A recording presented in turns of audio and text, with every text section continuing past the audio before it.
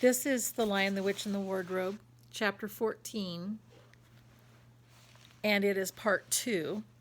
I am starting on page 150, the very last paragraph.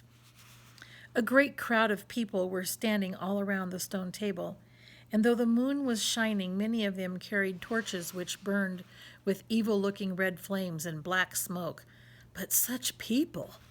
Ogres with monstrous teeth, and wolves, and bull-headed men, spirits of evil trees and poisonous plants, and other creatures whom I won't describe, because if I did, the grown-ups would probably not let you read this book. Cruels and hags and incubuses, wraiths, horrors, efreets, sprites, orkneys, woozies, and edens. In fact, here were all those who were on the witch's side and whom the wolf had summoned at her command.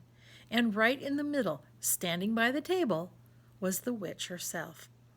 A howl and gibber of dismay went up from the creatures when they first saw the great lion pacing toward them, and for a moment even the witch herself seemed to be struck with fear. Then she recovered herself and gave a wild, fierce laugh. "The fool!" she cried. "The fool has come! Bind him fast!" Lucy and Susan held their breaths, waiting for Aslan's roar and his spring upon his enemies. But it never came.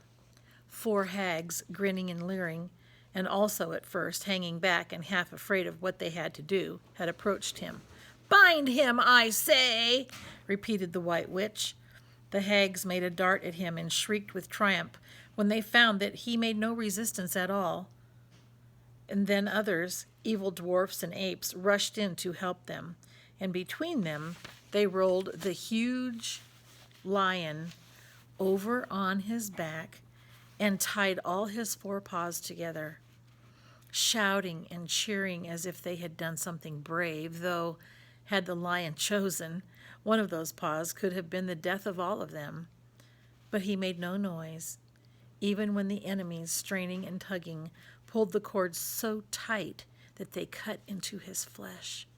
Then they began to drag him toward the stone table. "Stop!" said the witch. "Let him first be shaved." Another roar of mean laughter went up from her followers as an ogre with a pair of shears came forward and squatted down by Aslan's head. Snip, snip, snip went the shears, and the masses of curling gold began to fall to the ground. Then the ogre stood back, and the children, watching from their hiding place, could see the face of Aslan looking all small and different without its mane. The enemies also saw the difference. "Why, he's only a great cat after all," cried one. "Is that what we were afraid of?" said another. And they surged around Aslan, jeering at him, saying things like, "Puss, puss, poor pussy," and "How many mice have you caught today, cat?" and "Would you like a saucer of milk, pussums?" "Oh, how can they?" said Lucy, tears streaming down her cheeks. "The brutes! The brutes!" For now that the first shock was over, the shorn face of Aslan looked to her braver and more beautiful and more patient than ever. "Muzzle him," said the witch. And even now, as they worked about his face, putting on the muzzle, one bite from his jaws could have cost 2 or 3 of them their hands. But he never moved, and this seemed to enrage all that rabble. Everyone was at him now. Those who had been afraid to come near him, even after he was bound, began to find their courage, and for a few minutes the 2 girls could not even see him. So thickly was he surrounded by the whole crowd of creatures, kicking him, hitting him, spitting on him, jeering at him. At last the rabble had had enough of this. They began to drag the bound and muzzled lion to the stone table, some pulling and some pushing. He was so huge that even when they got him there, it took all their efforts to hoist him onto the surface of it.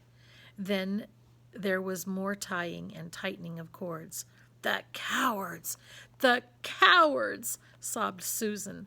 "Are they still afraid of him, even now?" When once Aslan had been tied, and tied so that he was really a mass of cords, on the flat stone. A hush fell on the crowd.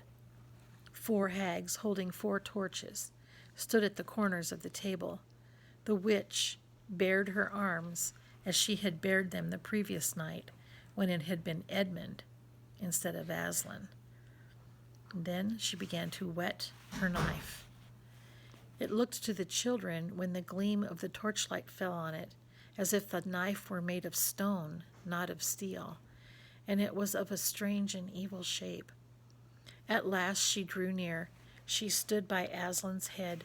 Her face was working and twitching with passion, but his looked up at the sky, still quiet, neither angry nor afraid, but a little sad. Then, just before she gave the blow, she stooped down and said in a quivering voice, "And now, who has won? Fool, did you think that by all this you would save the human traitor? Now, I will kill you instead of him, as our pact was, and so the deep magic will be appeased. But when you are dead, what will prevent me from killing him as well? And who will take him out of my hand then? Understand that you have given me Narnia forever. You have lost your own life, and you have not saved his. In that knowledge, despair and die."